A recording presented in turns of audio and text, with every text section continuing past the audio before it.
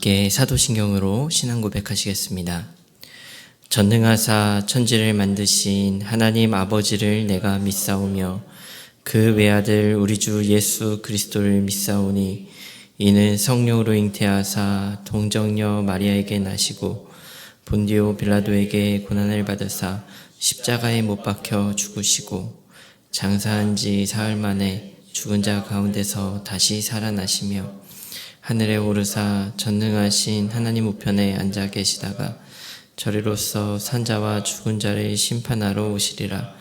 성령을 믿사오며 거룩한 공회와 성도가 서로 교통하는 것과 죄를 사하여 주시는 것과 몸이 다시 사는 것과 영원히 사는 것을 믿사옵나이다. 아멘. 다 함께 찬송가 330장 찬송 부르시겠습니다.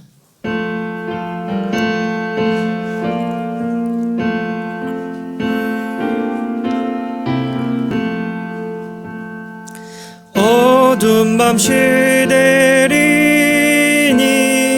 내 직분 지켜서 찬이슬 맺힐 때에 일찍 일어나 해 돋는 아침부터 힘써서 일하라. 일할 수 없는 밤이 속히 오리라. 어두운 밤 시되리니 내 직분 지켜서 일할 때 일하면서 놀지 말아라. 낮에는 수고하나 쉴 때도 오겠네. 일할 수 없는 밤이 속히 오리라. 어두운 밤 시대리니 내 직분 지켜서 지는 해 빗긴 볕에 힘써 일하고 그 빛이 닿아서 어둡게 되어도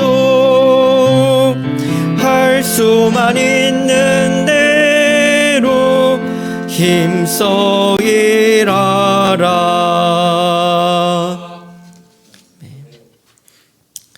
오늘 우리가 나눌 하나님의 말씀은 열왕기하 13장 14절부터 21절까지의 말씀입니다. 열왕기하 13장 14절부터 21절까지의 말씀입니다. 교독하여 읽도록 하겠습니다. 엘리사가 죽을 병이 들매 이스라엘의 왕 요아스가 그에게로 내려와 자기의 얼굴에 눈물을 흘리며 이르되 내 아버지여 내 아버지여 이스라엘의 병거와 마병이여 하매 엘리사가 그에게 이르되 활과 화살들을 가져오소서 하는지라. 활과 화살들을 그에게 가져오매 또 이스라엘 왕에게 이르되 왕의 손으로 활을 잡으소서 하매 그가 손으로 잡으니 엘리사가 자기 손을 왕의 손 위에 얹고 이르되 동쪽 창을 열소서 하여 열매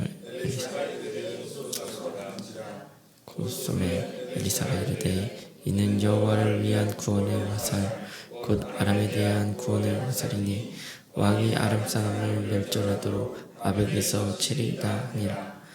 또 이르되 화살들을 집으소서. 곧 집음에 엘리사가 또 이스라엘 왕에게 이르되 땅을 치소서 하는지라. 이에 3번 치고 그친지라. 하나님의 사람이 노하여 이르되 왕이 16번 칠 것입니다.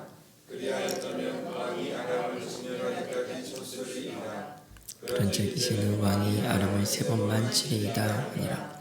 엘리사가 죽으니 그를 장사하고 해가 바뀌매 모압 도적대들이 그 땅에 온지라. 마침 사람을 장사하는 자들이 그 도적대를 보고 그의 시체를 엘리사의 묘실에 들어 던지매 시체가 엘리사의 뼈에 닿자 곧 회생하여 일어섰더라. 아멘. 오늘 우리가 함께 읽은 본문은 엘리사의 마지막 사역과 죽음에 대해 기록하고 있습니다. 열왕기하 9장에서 엘리사는 선지자에게 명령해서 예후에게 기름을 붓게 한 사건을 마지막으로 등장하지 않았다가 오늘 본문에서야 다시 등장하게 되는데요. 그의 모습이 위풍당당했던 이전까지와는 다른 모습으로 등장하고 있습니다. 14절의 말씀입니다. 엘리사가 죽을 병이 들매 이스라엘의 왕 요아스가 그에게로 내려와 자기의 얼굴에 눈물을 흘리며 이르되 내 아버지여 내 아버지여 이스라엘의 병거와 마병이여 하매. 엘리사는 스승인 엘리야의 능력을 이어받아서 지금까지 북이스라엘에 하나님의 말씀을 담대하게 선포하였고 죽은 자도 살렸고 이방인의 침입을 막는 기적의 능력도 보였습니다. 그런 그가 병에 들었습니다. 죽을 병이 들었습니다. 요아스 왕에게는 상당한 충격이 되었을 거예요. 열왕기하 13장 7절에 보면 아람 왕이 요아스의 아버지인 여호아스의 통치 시기에 침략하였었는데 마병 50, 병거 10대, 보병 10,000명 외에는 남겨두지 않았다라고 기록하고 있습니다. 그러니 나라는 병력이 굉장히 약해져 있었고 방어할 만한 군사력이 없었습니다. 요아스가 병든 엘리사에게로 가서 눈물을 흘리며 말을 합니다. 내 아버지여 내 아버지여 이스라엘의 병거와 마병이여.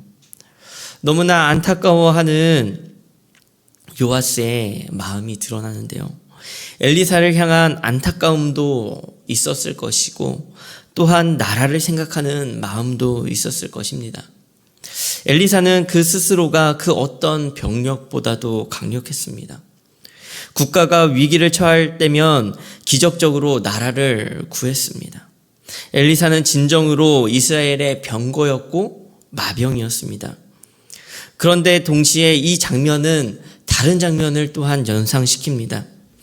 열왕기하 2장에서 엘리야가 하늘로 올라갈 때에 엘리사가 외쳤던 말과 동일한 것이었습니다. 열왕기하 2장 12절은 이렇게 기록하고 있습니다. 엘리사가 보고 소리 지르되 내 아버지여 내 아버지여 이스라엘의 병거와 그 마병이여 하더니 다시 보이지 아니하는지라. 이에 엘리사가 자기 옷을 잡아 둘로 찢고. 이스라엘의 병거와 마병이여. 엘리사는 죽음 앞에서 그가 어떤 인생을 살았는지 분명하게 우리에게 보여주고 있습니다. 온전히 엘리야의 뒤를 따라서 끝까지 엘리야처럼 그 인생을 하나님 앞에서 살았던 것이죠. 20절에서 21절 오늘 본문의 말씀을 보면 엘리사는 죽어서도 기적을 일으킵니다. 그저 신기한 일이 일어났다고 치부할 수도 있겠지만 절대 그렇지 않습니다. 죽어서까지 죽은 자를 살릴 정도로 영적으로 죽어있는 북이스라엘을 소생시키고자 했던 엘리사의 순전한 마음이 뼛속까지 들어차 있음이 드러나는 것입니다. 그러나 요아스는 그렇지 않았습니다. 15절부터 등장하는 독특한 방식의 상징적인 행위를 통해서 그의 본 모습이 잘 드러나고 있는데요. 그것이 두 가지로 진행됩니다. 먼저는 15절에 엘리사는 병들어 죽어가는 그 순간에 울고 있는 요아스에게 활과 화살을 구해오라고 말을 합니다. 그리고 16절은 이렇게 기록을 하고 있습니다. 또 이스라엘 왕에게 이르되 왕의 손으로 활을 잡으소서 하매 그가 손으로 잡으니 엘리사가 자기 손을 왕의 손 위에 얹고 손으로 활을 잡고 쏘라고 합니다. 그때에 엘리사가 자기 손을 왕의 손 위에 얹습니다. 여기서 얹는 행위는 단순히 손만 얻는 것이 아니라 하나님의 능력이 자신을 통해 요아스에게 전달되고 있음을 상징하고 있는 행동입니다. 그러나 요아스는 엘리사의 그 능력을 완전하게 얻지는 못했습니다. 요아스에 대한 평가는 11절에 우리는 이렇게 이미 알고 있습니다. 이렇게 기록하고 있는데요. 여호와께서 보시기에 악을 행하여 이스라엘에게 범죄한 느밧의 아들 여로보암의 모든 죄에서 떠나지 아니하고 그 가운데 행하였더라. 엘리사는 손을 얹고 할 수 있는 모든 것을 했지만 요아스는 그렇지 않았다는 것입니다. 17절은 이렇게 기록하고 있는데요. 이르되 동쪽 창을 여소서 하여 곧 열매 엘리사가 이르되 쏘소서 하는지라 곧 쏘매 엘리사가 이르되 이는 여호와를 위한 구원의 화살 곧 아람에 대하여 구원의 화살이니 왕이 아람 사람을 멸절하도록 아벡에서 치리이다 하니라. 엘리사는 동쪽으로 활을 쏘게 합니다. 동쪽은 요단 동편에 있는 아람이 있는 방향을 가리키는 것입니다. 그것이 사실 적의 진영을 향해서 화살을 쏘는 것은요, 고대 근동에서 선전포고를 할 때 사용하던 관습이었습니다. 그러니 이 모습은 일종의 선전포고인 것입니다. 그리고 하나님께서 아람을 이기게 하실 것을 상징하는 화살인 것입니다. 구체적으로 아벡에서 이길 것을 뜻하는 것이죠. 하나님은 이미 승리를 약속하셨습니다. 화살을 쏜 후 두 번째로 화살을 집어서 땅을 치도록 시키는데요. 18절부터 19절의 말씀입니다. 또 이르되 화살들을 집으소서 곧 집음에 엘리사가 또 이스라엘 왕에게 이르되 땅을 치소서 하는지라 이에 3번 치고 그친지라. 하나님의 사람이 노하여 이르되 왕이 대6번 칠 것이니이다. 그리하였더라면 왕이 아람을 진멸하기까지 쳤으리이다. 그런즉 이제는 왕이 아람을 3번만 치리이다 하니라. 요아스는 엘리사의 명령대로 화살을 땅에 쳤습니다. 그런데 여기서 문제가 무엇입니까? 3번만 쳤습니다. 여기서 엘리사는 요아스에게 화를 냅니다. 왜입니까? 왜 엘리사는 요아스에게 노를 바랬을까요?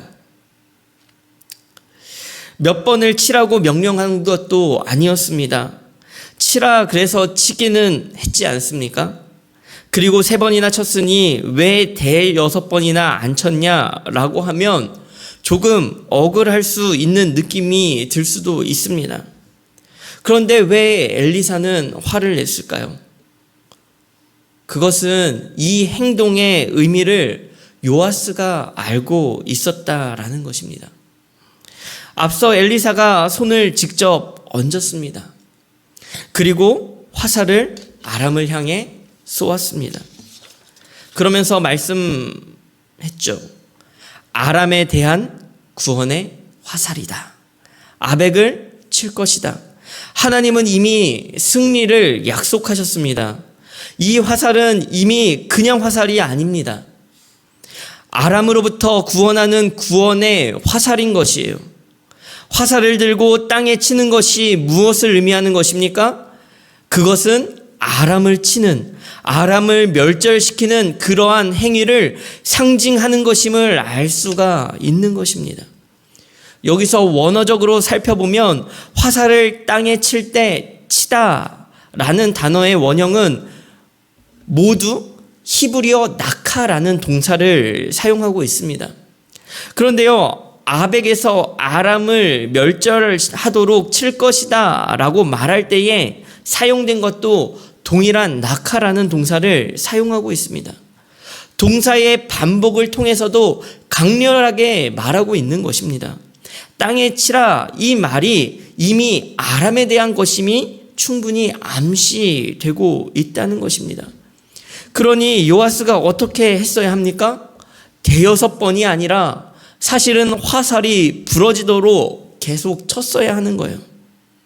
얼마나 지금 아람이 이스라엘을 괴롭혔습니까? 백성을 죽이고 포로를 잡아가고, 그런데 하나님이 승리를 약속하셨잖아요.